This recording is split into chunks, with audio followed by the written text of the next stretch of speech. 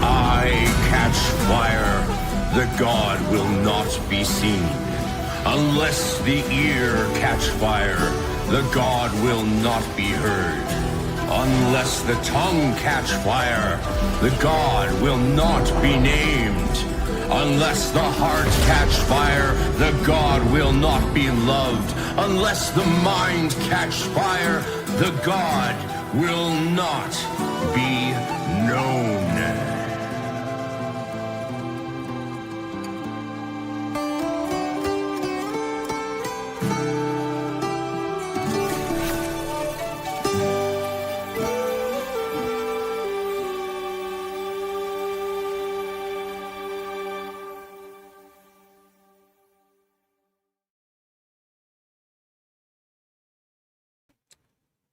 Hello and welcome, everybody.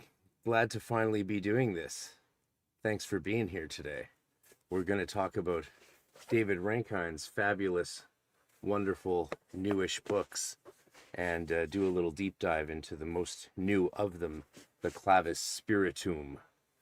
So that should be very exciting. I finally got the hard copy in the mail a couple weeks ago, thanks to Haitian Press. Well, it wasn't free, of course, but happy to support these guys, this fellow's work and that press. I hope you're all supporting the people you like as well. Thanks for all of you who are channel members here supporting me today. That it's actually made quite a nice difference in my life.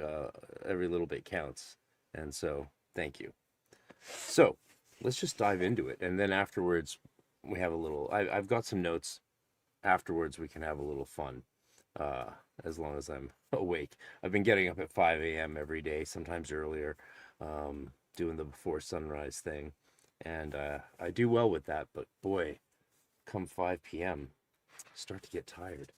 So here it is, beautiful. It's much thicker than the first one. Clavis Intelligentiarum is a slightly thinner book, but contains breakthrough information in it that is even hinted at by the sigils covered over by keys on the front of the book, and the sigils are slightly obscured. So what David Rankine did there quite famously now is correct sigils that were misdone by Agrippa, because Agrippa apparently, if I'm remembering, used English letters, or whoever Agrippa copied from, which is possible because Agrippa was more of a compiler than an original producer in a sense. See Dr. Sledge's epic free YouTube course on Agrippa for more on that.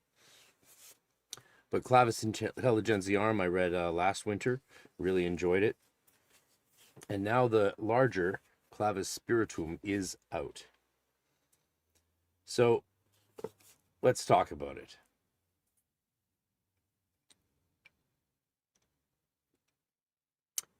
Most grimoires tell you what to do. Very few explain why it works.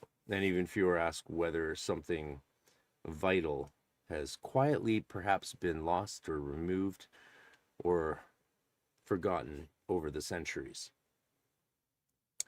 What David Rankine has done in this book and in the previous one is uncover some of those things that have been lost.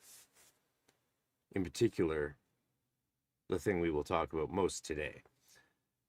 Now, Claves Spiritum is definitely one of those rare books that doesn't just teach conjuration, it interrogates it.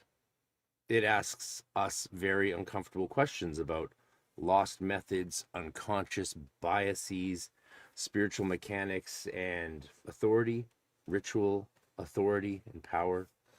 So this is not a beginner's book, but at the same time, I would highly recommend it to every beginner. I'm not sure if that makes sense, but it does kind of to me. Let me know if that makes sense to you. So it's a technical grimoire, or a grimoire for technical grimoires and conjurers and magicians. Written for people who already practice and want to be sharper, perhaps even faster in the success of their work, and also engage with it in a more intelligible fashion. A lot of these insights come from the fabulous new translations that Dr. Skinner has done of the Summa Sacra Magica, and that will feature heavily in these discoveries. So let's talk about what this book and also what it isn't. Claves Spirituum is volume 2. Volume 1 is also beautifully bound, and you can get them both also on Amazon and softcover. And I probably will also grab some soft covers at some point just so I can make notes and highlight. I like to go through books either a first or second time and actually scribble all over them and get out my yellow highlighter. But with hardcover books, I don't do that. Generally not. So yeah, I've linked both below. You can check out the links to the softcover and the hardcover, which is still available. So book 2. Who knows what book 3 will be, but Rankine has recently just agreed to present again at EnokiaCon 2026 in Austin, Texas, via remotely over Zoom. And what he'll be presenting to us is quite fascinating as well, though I'm not sure if it counts as a third sequel to this, a third book in the trilogy. But this book assumes you already know some of the basics and have at least some familiarity with Solomonic or other grimoire-based magic. Rankine is quite explicit about this in the book, though I wonder if he goes a bit too far, because I think there's nothing wrong with beginners diving in the deep end and learning things in the most thorough and technical way possible. And then if it's too much, you can scale it back and go to some more beginner sources, maybe practice with some devotional type work before you get into full-on fasting and conjuration. But he describes his magical writing as an act of offering, not doctrine. So he says, for example, I have some notes on page 4.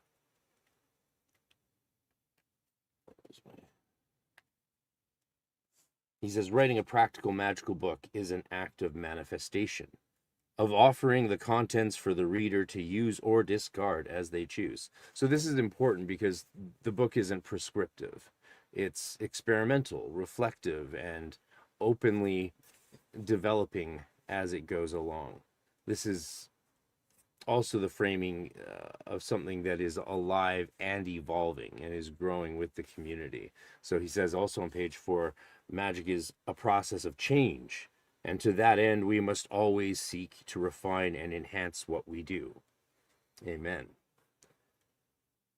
So if you're looking for a static system or a plug-and-play ritual book, a cookbook as we call it in, well, that's what my mom always calls it in astrology, when you have the standard books that tell you how to do things, and often repeat charts and tables or LRP rituals and such. We often call those cookbooks. So this is far beyond a cookbook. I lost my... Yeah. It's not a plug and play. It's something that you do need to bring some experience to or grow with it. And he has a course on Hadean Press. It's actually appropriate to shout out his full course that's starting in a month or two on this ritual practice of conjuration. And it looks quite exciting and in depth. So if you're looking to understand conjuration as a living technology, this book, Claves Spirituum, is extremely... Well, I'd say it's extremely valuable, but I think it's going to be seen as somewhat essential. I haven't had a chance to do this conjuration work yet, but plans are being made. It does take quite a bit of preparation to do something like this, especially since, you know, if you live in an apartment building and are good at getting spirits to show up, sometimes you want to be thoughtful and respectful of your environment and your neighbors and take time to go out of town and really get a cabin in the woods, as it were. So, living technology.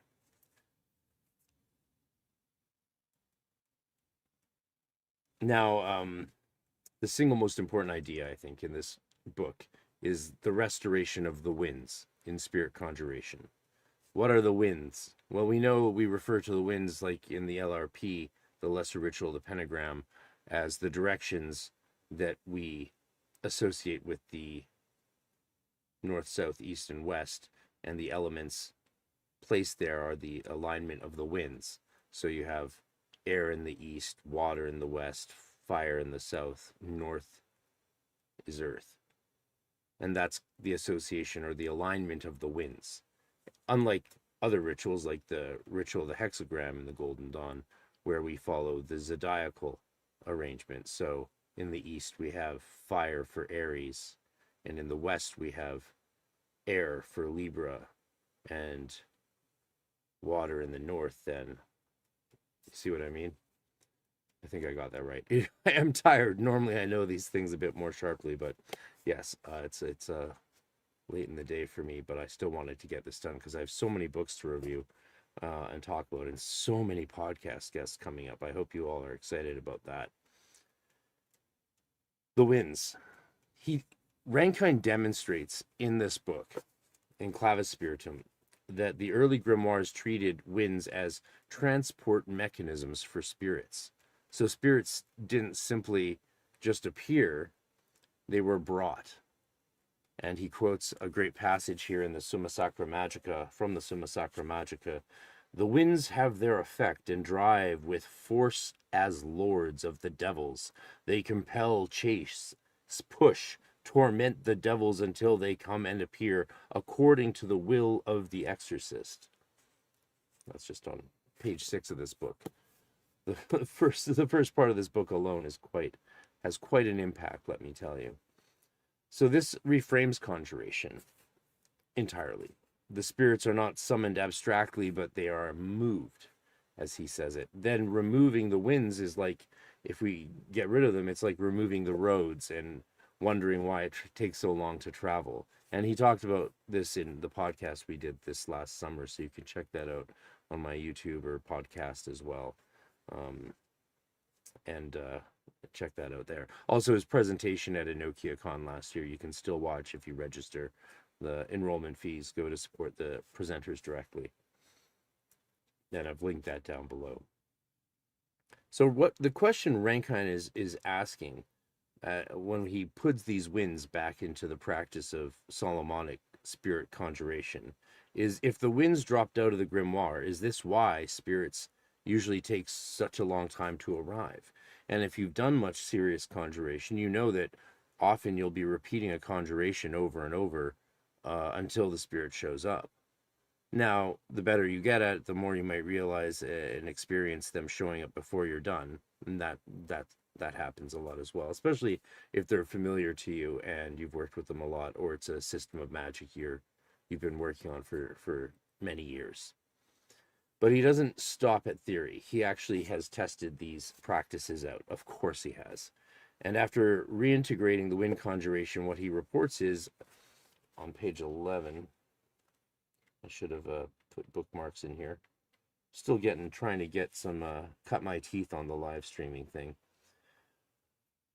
He says, I conjured the Jupiterian planetary intelligent Yophiel, spelled Jophiel, but it's pronounced Yophiel, who arrived immediately at the end of his conjuration. So multiple practitioners confirmed similar results across angelic, Olympic, and infernal spirits. This is not a guarantee, but it, in his experience and the others who have worked with this text, is an increase in response time. It seems like it clears the way for them and helps them show up. And again, he went into a lot of detail in the podcast and in his presentation at EnokiaCon on that matter. So this is sort of the heart of the book, is that point. And I'm not going to get into the nitty gritty of it, because that's why you have to buy the book.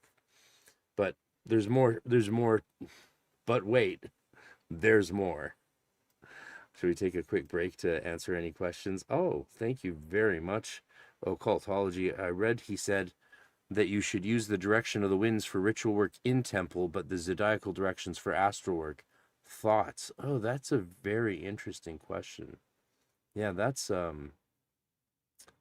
but this is for astral work. Yeah, I mean, that makes sense, because the winds are terrestrial and based on a Malkuthic arrangement of reality, and then the zodiac are celestial and therefore would influence astral work. That makes perfect sense. Have I put that to test? Not at all. Let's see back up here if there's anything.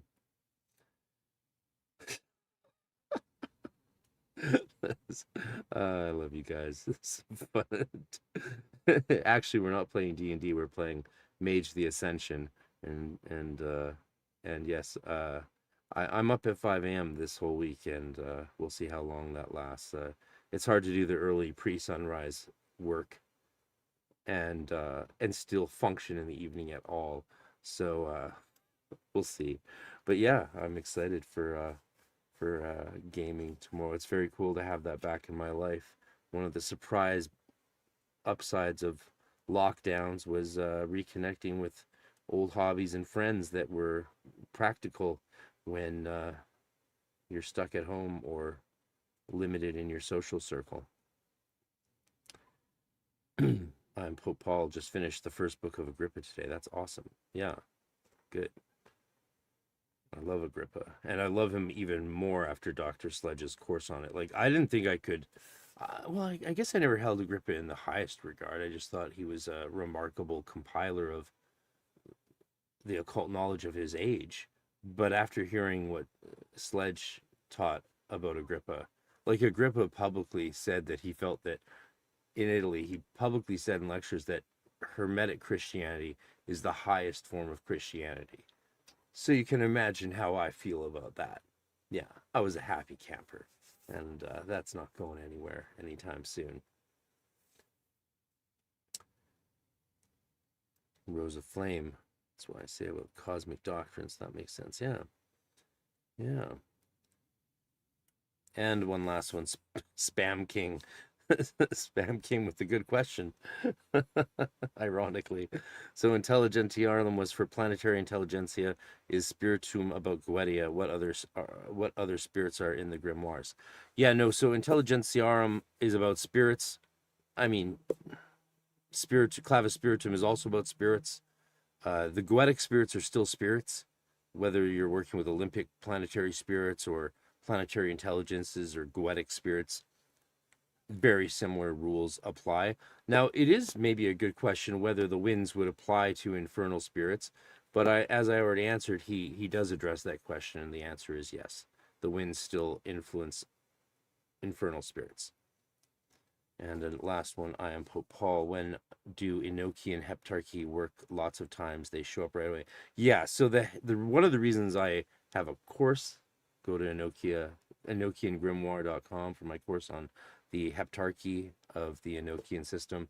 One of the reasons I teach that and love teaching it and love practicing it is because those spirits have always, by everyone who's worked with them, been considered to be very favorable to the magician and understand what magicians are trying to do. And I think that's because they are all part of the general body of Oriel, or at least the four archangels, because that explicitly is the case. Hello, Melbourne, Australia.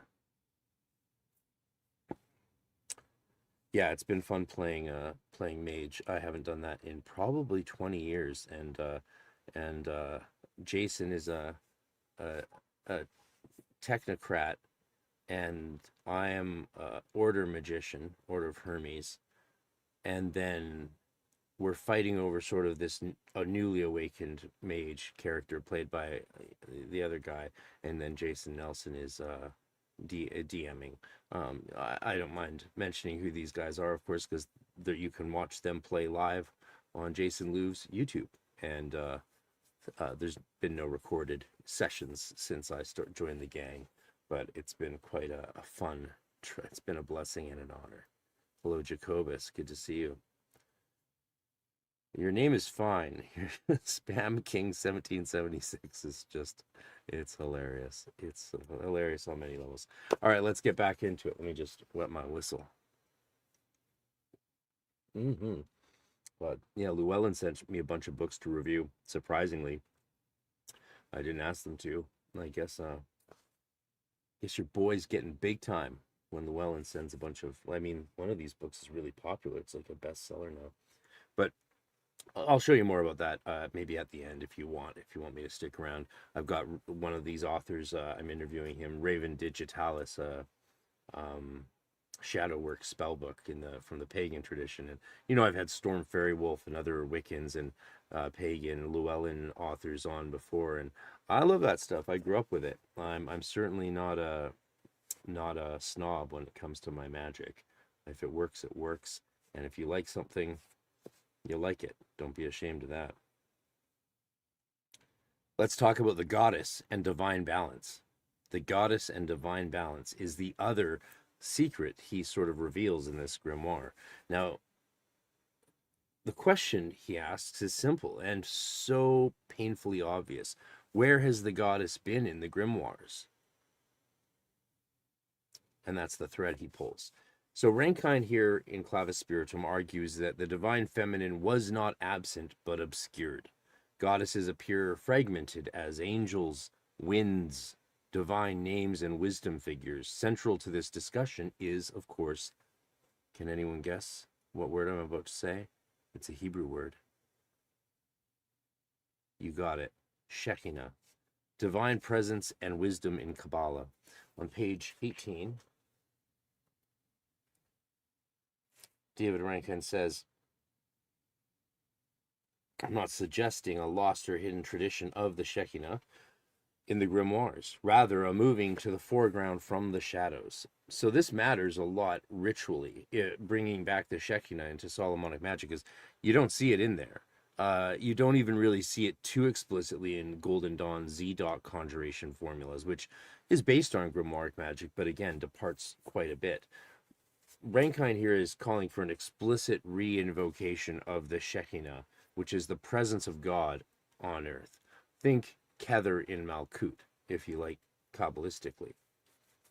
So the presence of God, that etheric aura, if you like, that light blue light shimmering around things. He explains that activating the Shekinah in conjuration motivates the divine spark within the magician. He says, quote, by calling on the heavenly Shekinah, you activate the earthly Shekinah within. So this reframes authority entirely. And if you've practiced spirit conjuration for real, you know authority actually still matters. You can't just be like, oh no, my patriarchy, authority's bad. No, it's about functional, like, you can't plug something into a light socket if you don't have the force of will to actually plug it in. If you sort of throw it at the wall, chances are the light won't turn on, right? You need to have that act of will.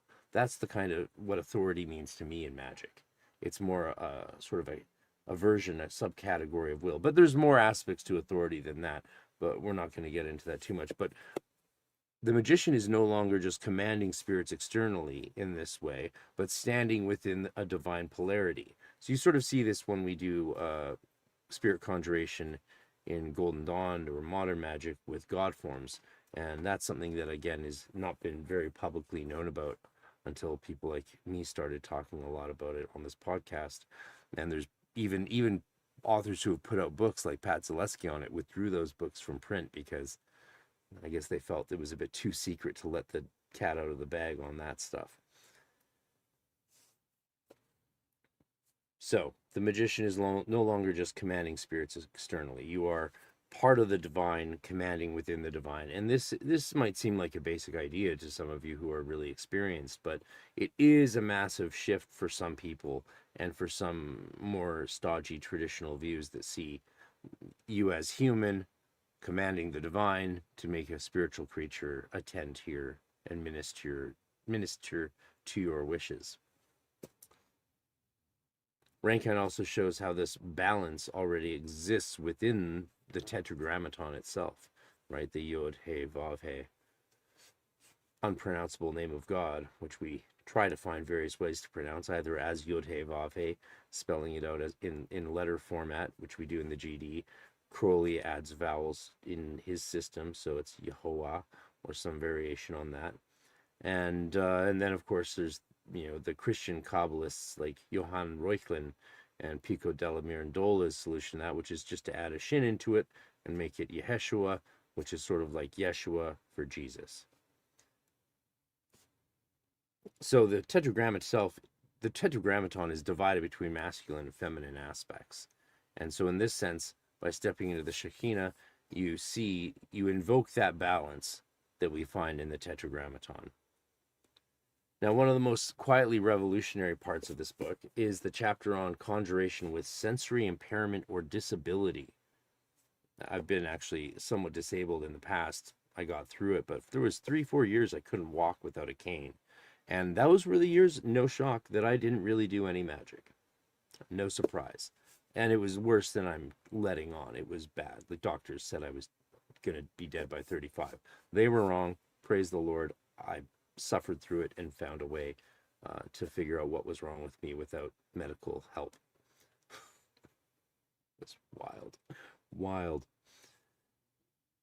So this topic is almost completely absent from historical and modern occult literature, though it is beautifully addressed in this other book, in a Frater book that he wrote with another fellow, Craig Slee. I hope I'm not getting the name wrong, who I believe is in a wheelchair. And they did a remarkable book on that. Goetic Atavisms, it's called. It's still available. And yeah, that's a remarkable text. Shout out to Frater and Craig Slee, I believe, who wrote that book. Really remarkable. But Rankine is also now taking on the task of sensory impairment and disability. So this is a topic that, in fact, actually is absent from the historical and modern occult literature almost across the board. Rankine says our unconscious bias is to consider issues that are not raised in our day-to-day experience. And so rather than offering vague encouragement, he modifies ritual sequences, sensory assumptions, and procedural requirements so that conjuration remains effective regardless of physical ability. And this isn't just symbolic inclusion for the sake of, making people feel still included. It's practical and, of course, obviously ethical, long overdue, about time. Thank you very much, David, for taking into account those of us who have or do deal with physical limitations. Let's talk about spirit hierarchies.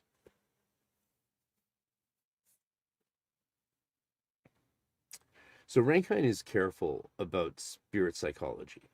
He warns strongly against projecting human emotion onto spirits. He says don't anthropomorphize them and see them as intangible humans. They may appear that way, but they're not like that. They're not like us. So he reinforces obligation and respect. And he says, be mindful that you deliver anything you say and any breach. Be mindful that you deliver anything you say you will. Keep your agreements. And any breach of that voids the agreement, essentially breaks the pact or promises made between you and the spirit. So the book gives one of the clearest modern explanations of celestial, infernal, Olympic, and wind hierarchies without pretending the grimoires are in any way perfectly consistent. Rankine embraces contradiction as historical reality rather than trying to simply smooth it over. He just lets these things live as they are, often in dichotomy or in paradox. And of course, you as a practitioner through your experience will find out what works best for you. Hopefully you find this somewhat reassuring, and even if it is not as sensationalistic as it could be, or as some people want it to be. So he summarizes this all together really well by saying there's no one set way and no best way. What there is a way that works for each practitioner. So this is a restoration of missing mechanics, this text. And if you already practice ceremonial or grimoire magic and want faster manifestations, clearer authority, and deeper understanding, this is essential reading. It doesn't replace the grimoires. It explains why they stopped working as well as they used to, which is something we've been wondering ever since I got into magic 30 years ago or more.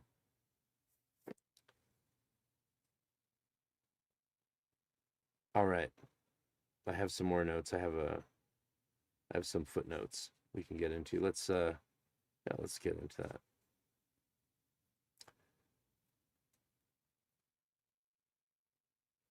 So Rankine in this book also starts with a deceptively simple observation that early grimoires assumed spirits were moved, not merely summoned. In Summa Sacra Magica, the winds are not symbolic, they are coercive, they're directional and functional. He quotes, "The winds have their effect and drive with force as lords of the devils. They drive, compel, chase, push, torment the devils until they do come and appear according to the will of the exorcist." And so that language really matters, in fact. It's old, dated from the Summa Sacra Magica, the great, perhaps greatest of the medieval grimoires, finally almost completely translated by our dear Stephen Skinner. And it's not poetic language, it's logistical language. Spirits are being transported. Now, by the late medieval period, grimoires kept the authority structure but lost the delivery system.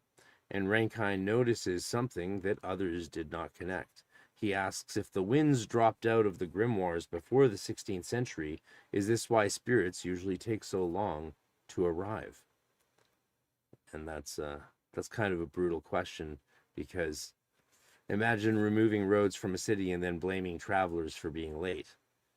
Right? Most modern conjurations rely on authority, threat, repetition, waiting, and early conjurations relied on authority, direction, and transport. So the winds were not optional embellishments, they were the engine by which spirits actually showed up.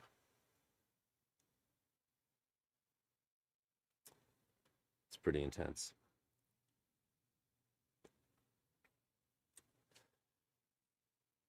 Rankine documents 40 named winds, each tied to direction and scope. He explains there are 40 different names of winds. The relevant wind brings the spirit from wherever in the world it may be. This is crucial. You're not guessing where the spirit is. You're calling all possible routes.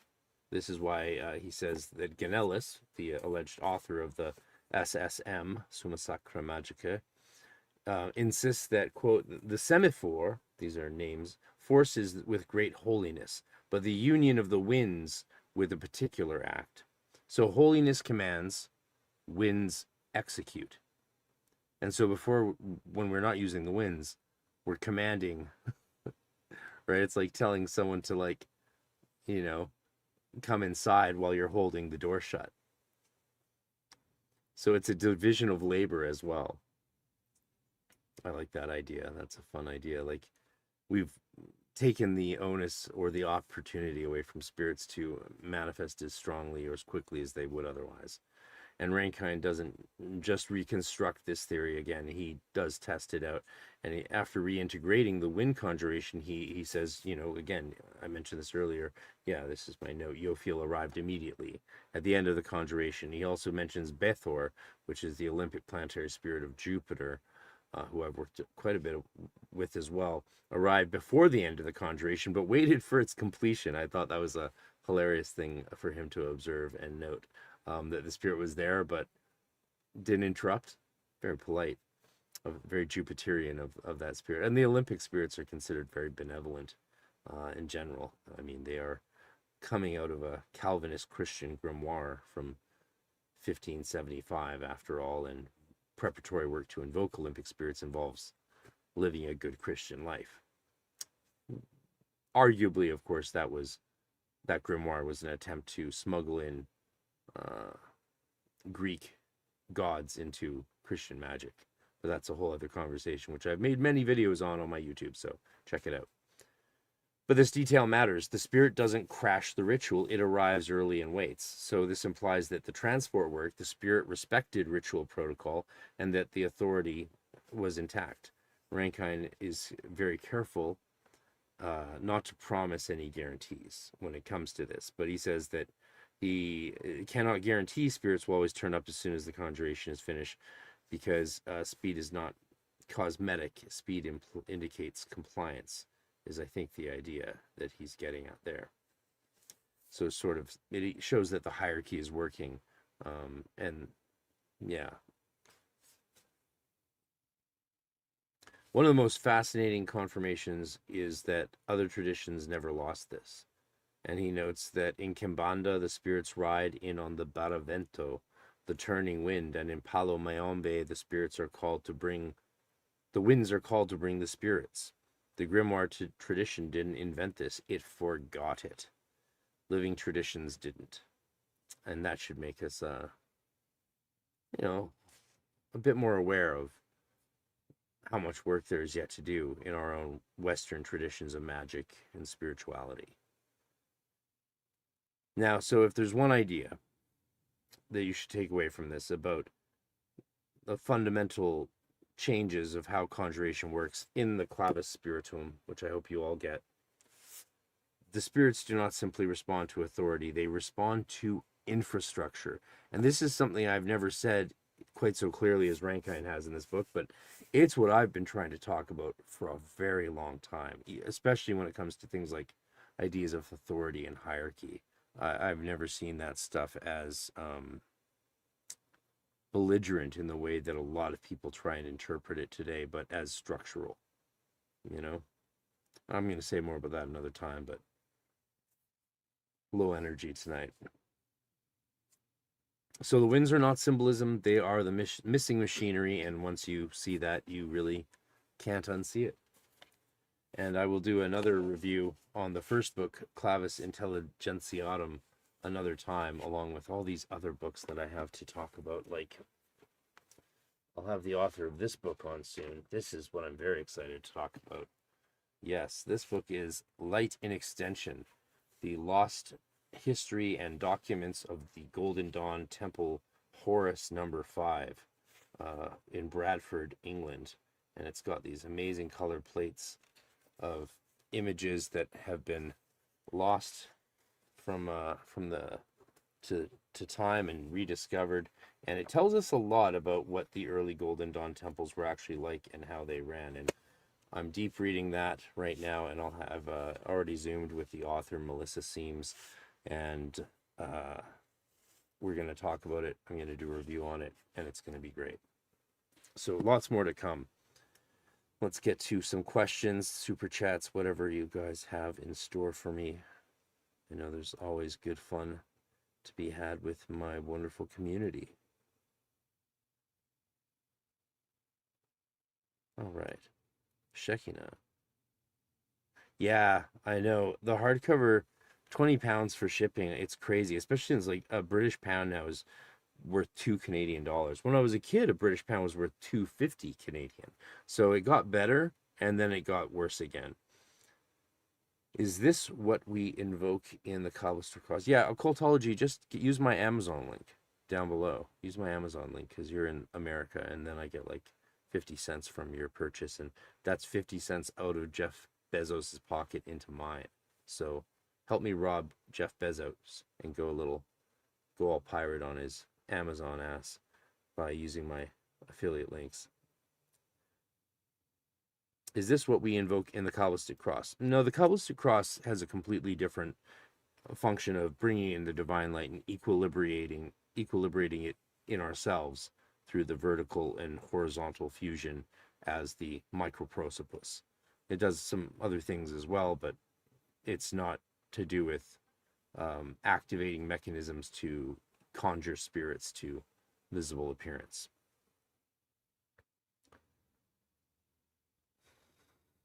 Authority is what is okay. I've been invoking the Shekinah, my dailies for most of this year. Highly recommended. Yes, I am Pope Paul. That's, yeah. And in the Golden Dawn, actually, the Shekinah is included in Meditation 1 of the Stella Matutina. The final stage of Meditation 1 involves contemplation of the presence of God in nature, and that's an invocation and contemplation of the Shekinah.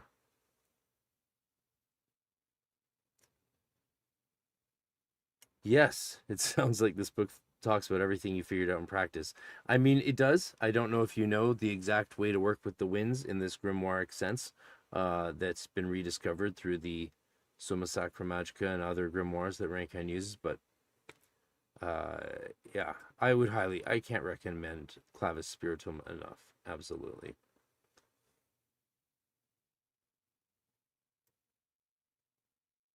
Yeah, Rose of Flame, Goetic Atavisms is a great book.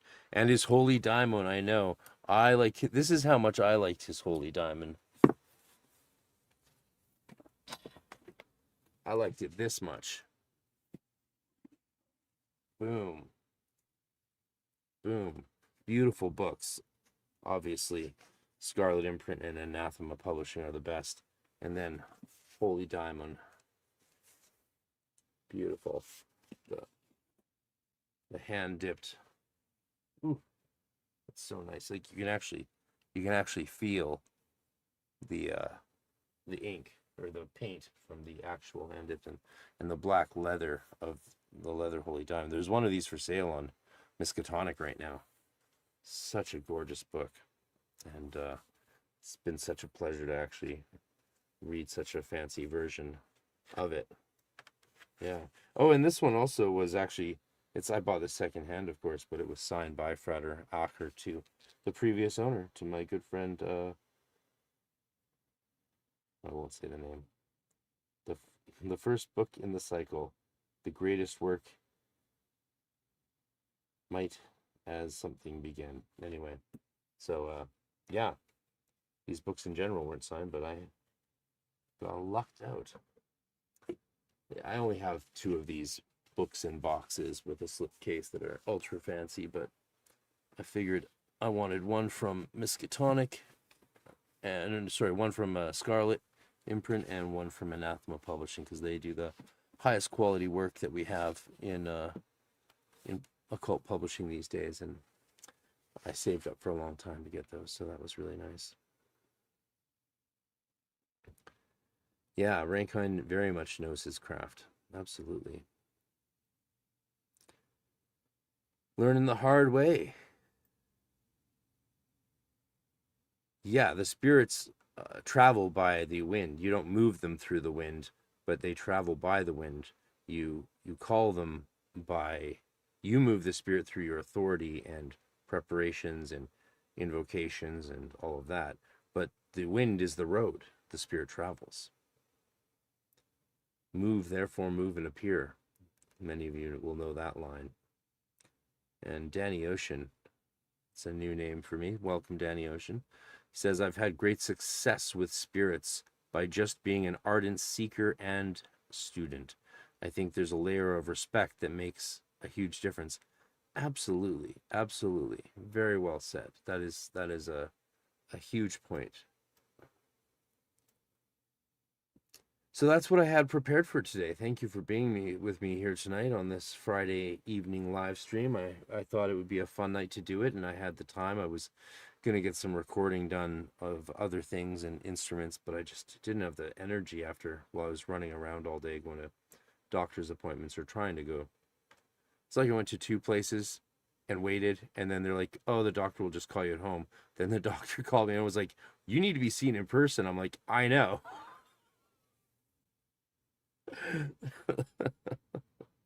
Anyway, I already posted on Facebook about my displeasure with the Canadian medical system, but you know, it does work a little bit.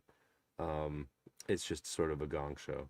But yeah, anyway, that's why I'm extra tired right now. Otherwise I would have had more energy, but I didn't want to change my plans because I just don't I'm running out of time to do these things as the year gets into motion. If you have any questions, want to throw me some super chats and donations, that's appreciated. Happy to go a bit longer if you guys want. Just let me know. I'm going to have a few sips of this and a few drags of this. Maybe I have a cool video I can play you. Something from the... I've got some great new videos coming to for you to enjoy.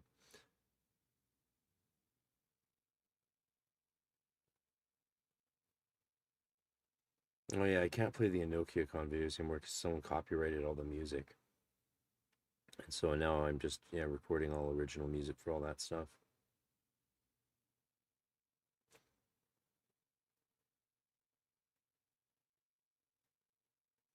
Well, I still do Golden Dawn training. I'm actually starting up a new neophyte class soon with some new neophytes. If anyone's interested in that, let me know. There's some information on my website. You can go to goldendawnselfinitiation.com if you're interested in that. Also, I'm going to be opening up a new training path focused on Hermetic magic and spirituality that's not explicitly Golden Dawn in its approach. And so that'll be more general and appeal to some people as well. More news on that as we head towards the equinox. But here, let me give you this to enjoy while I take a quick break. Let me enter the pathway of darkness, and peradventure there shall I find the light. In the name of the Lord of the universe, who works in silence and whom naught but silence can express. Today we will talk about the simple tools of self-initiation in the Golden Dawn tradition, and how much more simple they can in fact be than many people imagine. While the overall methodology of our approach and the traditional approach to GD self-initiation is too complicated and long to include in an email, it's important we talk about the tools and what you need to get and rely on and contemplate continuously. First of all of these tools must be cared for in your sacristy, even if that is just a shelf or a drawer. Incense, anoint, bless them often upon withdrawal and putting away. Wrap them in silk or white linen as appropriate. Red slippers or socks. The socks or slippers can be any material, but should be comfortable. My personal preference is to use Eurythmy slippers, but adding socks inside them for the cold winters. A black robe or gown. A black robe is essential, however clothing is fine in the beginning for the first few months. In the neophyte grade, clothing is sufficient, but a simple black robe, hooded or unhooded, should be acquired by 1=10 Zelator grade this December. Any material is fine, but they should be unadorned and without any decorations. The nemes, the striped black and white Egyptian headdress you see so many people wearing in the pictures. I recommend not getting one right away and waiting till you can make or buy a deluxe one. The deluxe ribbon ones last for ages compared to the standard striped fabric ones. I went through a few standard fabric ones before having our seamstress make me a deluxe ribbon one in 2001, and I still use it to this very day. These tools will be the focus of continual contemplation over the next 3 years. They are both symbolic and talismanic, but none of the above three are as important as the central symbol and tool of the Golden Dawn Temple, the cross and triangle. These symbols and their configurations are nothing less than keys to adepthood and the solar initiation, the mysteries of 5=6. I like to think that the cross and triangle are to the GD system what the Monas Hieroglyphica was to John Dee.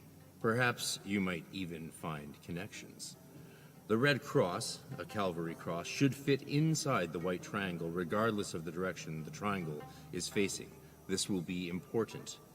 Do not make the cross too large for the inside of the triangle. You must construct these from paper or wood for the start of this course and your self-initiation ceremony. This must be done. It doesn't need to be perfect. You can make it perfect later, but you must do this.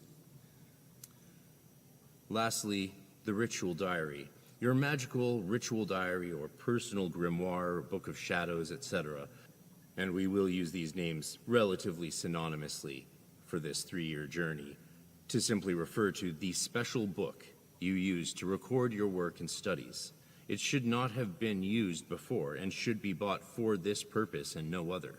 You will treat this as your most sacred text on this path, because it is.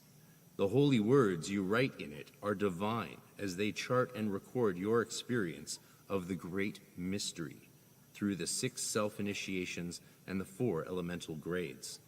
Wrap it in white, linen, or silk, and never let another person touch it or ideally even see it until you have passed your final examination 3 years from now. Of course, an exception to this is sharing pages of it with your teacher and classmates whenever you feel it will be helpful, but this is up to you. No book you own will be more important than this one that records your alchemical journey. You may fill it up, of course, and need multiples by the end, and many initiates enjoy using a separate diary for each grade. This is a wonderful thing to do, as long as you fill up those diaries and are not letting precious pages go to waste. For your magical motto, or magical name, you must choose a motto to represent this 3-year journey of alchemical transformation. This will be something to discuss before the equinox, and is usually not changed midway, but certainly can be.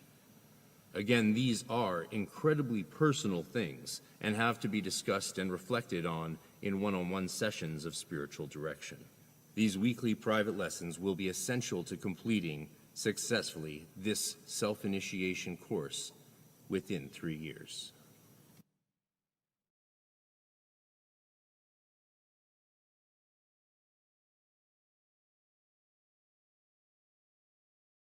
All right. Gave me a little chance to catch my breath. And there's been some other great comments. And someone from Reddit. Reddit has reached out to me. Reddit. Oh, that hive of villainy and scoundrels. I'm so excited to be doing a Reddit AMA. Thank you to Michael Jackson. It's not Michael Jackson, but for the invite to do an AMA on r/occult. It's my pleasure. I even hopped on and checked out what's going on Reddit. I'm there. You can find me under Hermetic Podcast. I saw a bunch of people saying nonsense about the Golden Dawn, of course, and I had to correct them. Like, it ended in 1903, and there's never been any connected groups ever since then. It's like, the Golden Dawn is one of the remarkable organizations that has an unbroken lineage. The thing is, we don't have lineage in the Golden Dawn. That's not how it works. And if you want to see a deep dive into that, me and Nick Farrell talked about it on his recent appearance last summer on the podcast. So, yeah. But yeah, there's so many temples, and the better known I become, the more of these secret temples that have been connected and reached out from connected to the beginning of the beginning days. Have reached out and let me know they're out there and said hi and maybe comment on some of my work or told me about some of the things that I'm doing that connect with one of their temples somewhere that shocked me that it existed. There's just so much more. It's just the Golden Dawn, unlike OTO and AMORC and a lot of other organizations. So similar to Martinism, the Golden Dawn orders and temples never really have had much need to make themselves known because it takes so much work to initiate new people physically or to train them as self-initiates. You know, we're doing initiations here in Vancouver, and like instantly the queue is years. It's years long of people wanting to do it. So I'll never be advertising that. It's just, it's a lot of work, and it's a work of love and passion and labor. And yeah, but fortunately there's lots of groups out there. So if there's one near you, check it out. If there isn't, it's pretty normal to have to travel to participate in things like this. Yeah. So Reddit, I'm coming for you, Reddit. Let's go. Let's go. And occultology, yes. Use my affiliate links to help me steal money from Jeff Bezos through affiliate links. I've been posting affiliate links for years and never gotten a cent from any of them. But hey, you know, miracles can happen. Yeah, the AMA Thursday. This will be good. AMA on Reddit with me Thursday. That'll be fun. Rose of Flame says, I've made it a habit to call the Four Winds whenever I cast a circle since reading about them in the Ophiel's books years back. But that was intuitive, so this is wonderful info. Yes, and the Four Winds are not the winds David Rankine's talking about that make spirit conjuration easier. Similar idea, perhaps similar things, but different. Same, but different. And yes, you can get both soft covers for the price of one hardcover. That's pretty normal. Yeah. Using the winds to bring spirits is like sending an Uber to pick them up. Yeah, you know, sure, why not? Peace be upon you. Well, thank you. Peace be upon you and all of you hanging out with me on a Friday night instead of going clubbing and pounding Red Bulls and vodkas and doing Molly. This is a way healthier way to spend our time. I am Pope Paul says, I don't know if this has been done before, but I figured out a way of correlating the letters of the Enochian alphabet to musical notes. Listening to the holy table perimeter does something.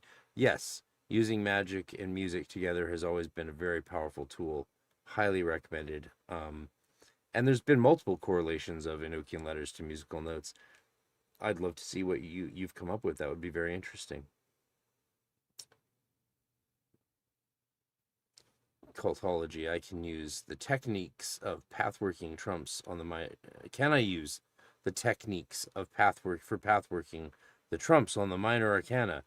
You can. You can. Yeah, go for it. I mean, yeah, go for it. I would stick with the. I would. A lot of people. It takes a lot of work to work with the trumps over time, but sure, you can pathwork anything.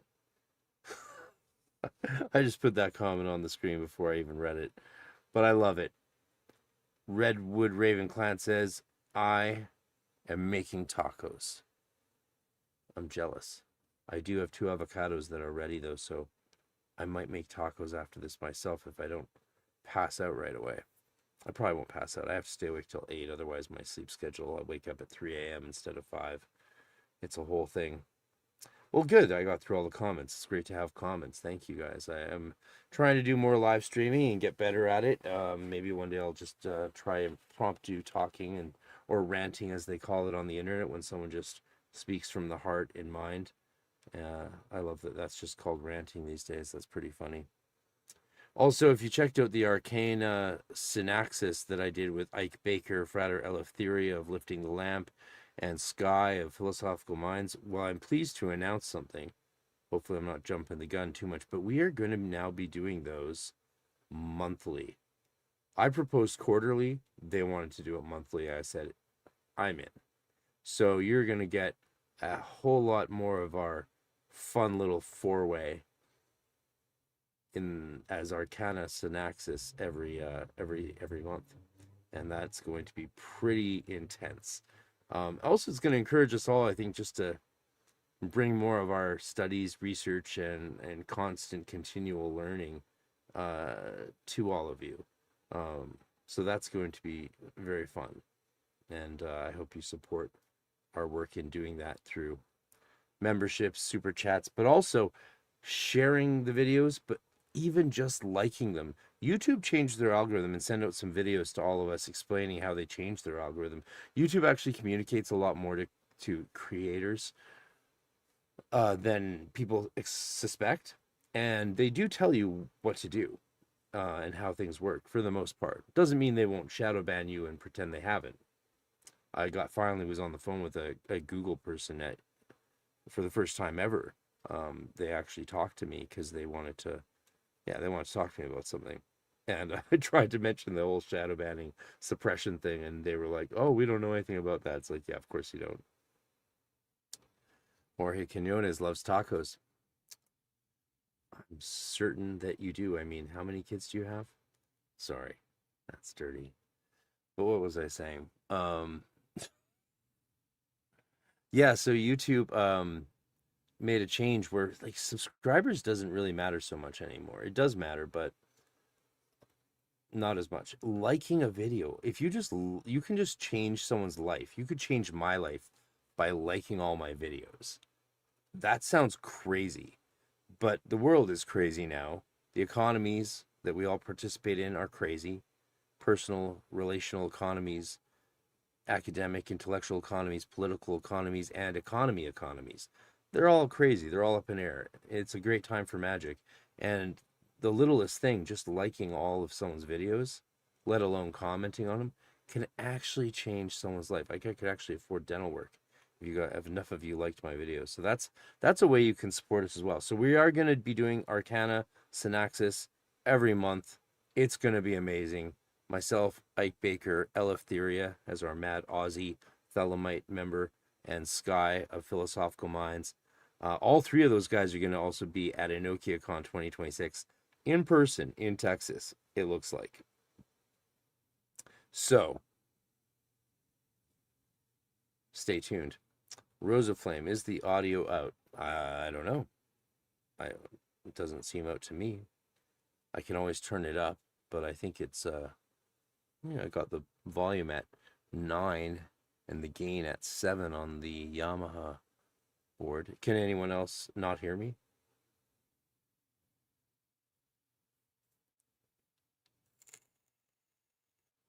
Let me know. Am I audible? Hello, McFly. Bueller.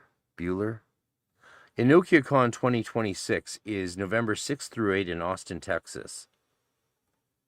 Go to arcaneresearchsociety.com/2026 and you can register. We still have early enrollment specials on. I think I can put the link right here.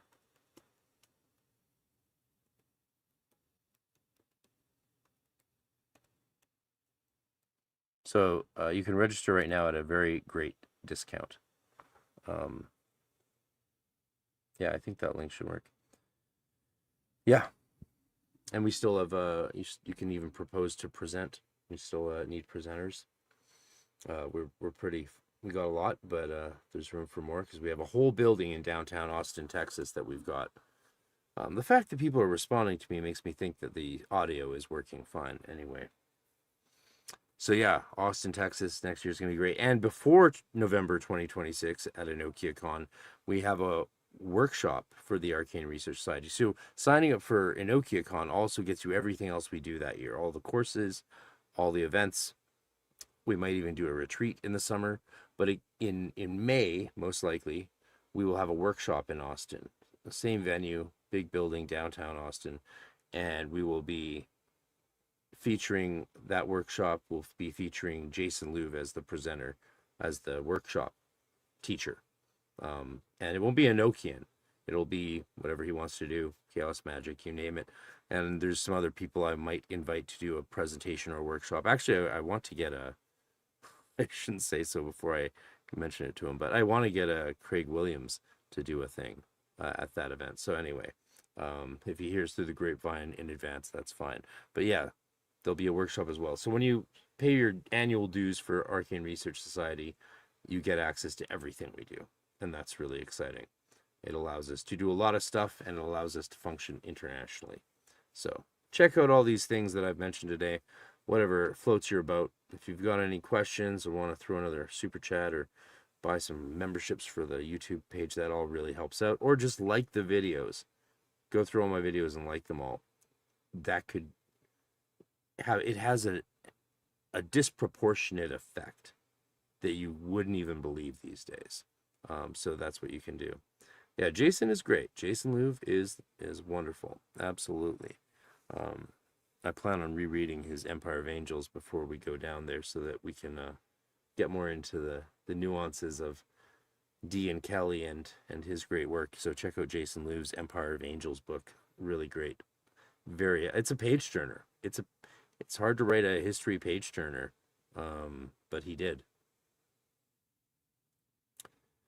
All right, I think it's been over an hour, so I think that's good. Unless anyone has anything urgent they want to have me discuss or comment on, let me know.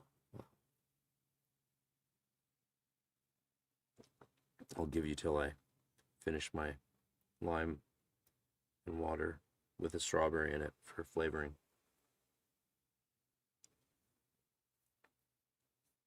It's also got triple second tequila. I'm not a loser. Just kidding. Just being silly. So, yeah. This has been good. Activity helps. Oh, God, you know what I wanted to... Next live stream.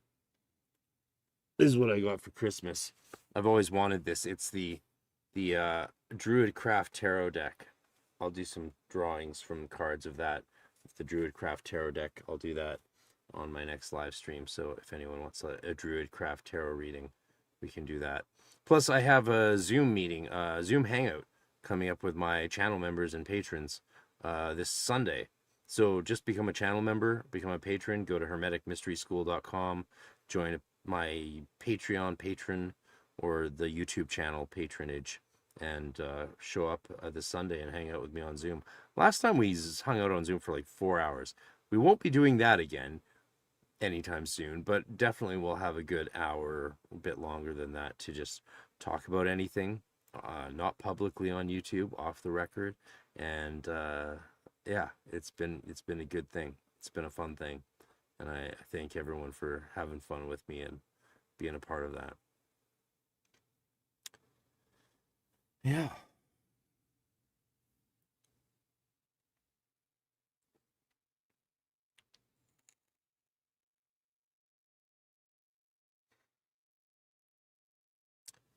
Maybe it's time to make tacos. Yeah.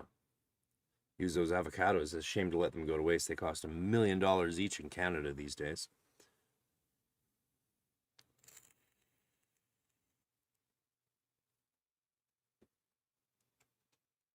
And we should enjoy our fruit, vegetables, and meat, because soon we'll be eating the bugs. I hope not. Resist. Resist. Taco time. Taco time when I was a kid was my favorite fast food restaurant. We only had two in Canada, I think, or maybe just two in British Columbia, but one was somewhat near Vancouver up in a place called Squamish that you've never heard of. And whenever we were going up to Whistler to ski and going through Squamish, I would always, cry and scream if we didn't go to Taco Bell. Taco time. Yeah, Taco Bell we didn't have, and wasn't familiar with till I went to the States. When I do the Druid craft, make sure to point out the 14, the Feralt. All right, I will do. Thanks, that's a good heads up. Get in Z pods. Yeah. Fun stuff. All right, people. Be well. I hope you enjoyed this deep dive into David Rankine's fabulous work. He's agreed to come back on the podcast very soon and tease about what he's going to be doing at EnokiaCon this year. His research has taken him into the Middle Ages, into an interesting text that he's mentioned to me, and oh my God, I mean, we're in such a great era of rediscovery and understanding and bridging the horizons of the past and fusing them to the horizons of the present. And it's a delightful fusion of horizons that is causing this occult revolution, this explosion of spirituality and learning. And it gives me a lot of faith and hope in a otherwise dark time in our world. Whatever side of the street you stand on, or whether you're up in the clouds or down in the darknesses of the infernal realms, it's an exciting time and a time to make your mark and maybe influence the world for good. So I wish you much magic. And you got the book from my link. Well, if I don't get a kickback from Amazon's affiliate thing, I'll know it's a scam. But if I get my first 10 cents from that affiliate link, take that, Jeff Bezos. Suck it. So silly. So silly. God, what a world we're living in. The great Amazon. I've actually got something coming from Amazon tonight. I decided to relive my childhood. When I was 4 or 5, I bought my first comic books. Obviously, I couldn't read, but I fell in love with them based on the covers, and those were the original, very bloody black and white Teenage Mutant Ninja Turtle comics, the original ones that were like super graphic, but I loved them. And that was what I collected. That was my main comic book that I collected all the way up for the next 7 years of my life until I became a teenager. And they got goofy real fast. The artwork got real goofy, and they were less bloody, less adult, less visceral. But the early ones are now out as big collected graphic novels. So I've got volume 1 arriving tonight, and I'm gonna read that when I wake up at 5 in the morning before I have my coffee and, well, in between rituals. So yeah. All right. You don't have to go home, but you can't stay here. See you all. And hopefully see you all Sunday. Come to my Zoom hang for members and patrons. It'll be great. Or come to EnokiaCon, sign up for the Arcane Research Society. Join me on a Golden Dawn journey or a Hermetic spirituality and magic journey. Many roads are departing in this yellow wood, and you can take the path less traveled or a path well traveled. It's entirely up to you.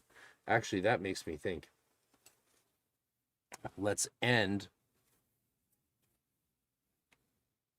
Oh, wait, I had it prepared. Oh, we'll have to do it next time. I had something to read you. Anyway, good night, everybody. It's been great. The Celtic Mysteries is still a thing. They're happening in the background, actually. So I'm in I was meant to record today. I was meant to record some bagpipes. So I've been working on the stuff in the background because lockdown and COVID derailed everything, and we had to just give it a rest and start it up. But that will be happening. They will be happening in Ireland. For the Celtic Mysteries. There will be an online component, but mostly it's going to be an in-person thing taking place in Ireland. And I have 2 songs coming out. One is being re-released after it's being remixed. They're ballads. They're spell songs for the Tuatha Danann, for the Irish gods. So I have a spell song for called the Ballad of Lugh coming out, which you haven't heard, and the re-releasing with new tracks on it, with new instruments on it, with my friend Justin Hagberg of 3 Inches of Blood. He's doing keyboards, and I'm doing some new uilleann pipes on it. That's the Ballad of Bridget. And we're putting that out. I'm putting it out hopefully in time for St. Patrick's Day this year in March on a double-sided 7-inch vinyl record. So you'll be able to get a vinyl record from me called The Gods of Light and Fire, which has these 2 songs of Lugh and Bridget. I have my Bridget altar shrine right next to me here, and I have my Lugh one up there. And I actually have some very cool techniques of magic that Lugh has taught me that I've done in classes. So there will be a preamble online experience of the Celtic Mysteries for those who want to gear up for it. But mainly it's gonna kick off after 2027, after the big EnochiaCon in Prague in 2027. After that is when we'll kick off doing the actual Order of Celtic Mysteries initiations. And you can sign up for that, join the mailing list, orderofcelticmysteries.com. It's my passion, it's my life's work. I look forward to getting down with it and building something beautiful and hopefully lasting. Tá sé gihintach mahara, bé sé go mai, agus dríocht dwai. So I hope you're down to learn a little Irish too, because that's part of it. Norse magic and Odin is just not my thing. It's just not my thing. I wish it was, Angelo, but there's so many other people. Like I'd love to have Shawnee Oates on, because I did start with Norse runes before tarot. Every night before I went to bed, from 1992 to 1994, I was doing Norse rune castings before I went to bed, and got pretty good at interpreting them. I was really suspicious that it wouldn't work for me. It wouldn't really be a thing, but it worked, and it became a really serious practice for me. So I do have a deep connection and love with the Norse traditions, but it's not my wheelhouse. But I would love to get Shawnee Oates on to talk about it, and I'd love to read some of those books. So that could be a podcast on Norse stuff for sure. Good call. Good call.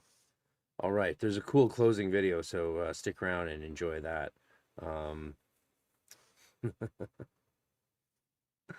The Vina Rach ach mar amin an smacht. There is no luck except where there is discipline. Yeah, there's no fada accents. Ni vin an ra ach means but. Maramin, so the I would have an accent on it, and you pronounce the M, not the B. Mean an smacht. Naveen. Mahu. Broken Irish is better than perfect English, as they say. Garumil Magar Maharin Jas. EOI. Agus. Chiagwich. Thank you. It's been a delight. It's kind of fun to do these tired, because it's like being high or stoned or exhausted or something, but well, it's exhausted. It's just tired from getting up early.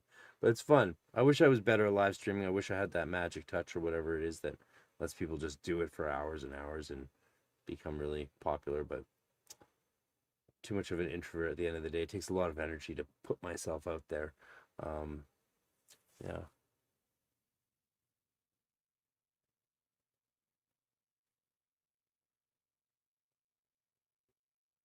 See you later, cool kids. Cheers.